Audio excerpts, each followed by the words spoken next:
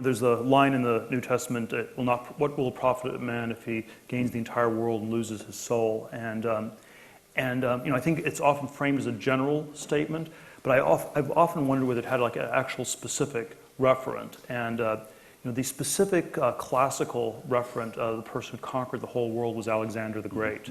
There is something numerological about the number 33, where there's, I think it was the 33rd chapter of the 33rd book of Livy, where Livy talks about the 33-year-old conqueror enters this triumphant city. It's Alexander entering Babylon just before he dies. You have sort of these cheering crowds.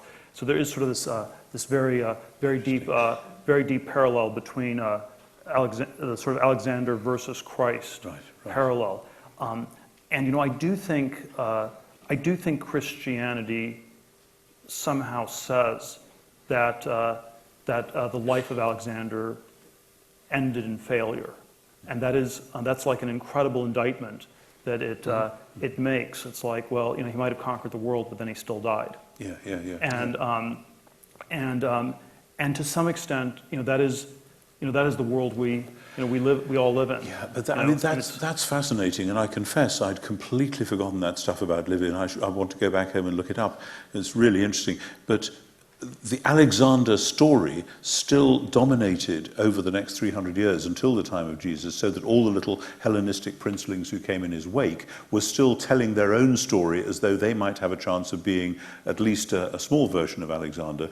And what Paul does in Philippians is to take the way they told that story of arriving at imperial power and retell that with Jesus as the hero, but instead of conquering the world, dying on a cross as being the central thing. And it's as though Paul is saying specifically, yeah, okay, we now have a Roman emperor rather than a Greek one, Alexander, but it's the same truth, that Jesus is Lord and Caesar isn't. And that's a whole strand in the New Testament which does precisely pick up the Alexander thing, and which I think many Christians have not come to terms with.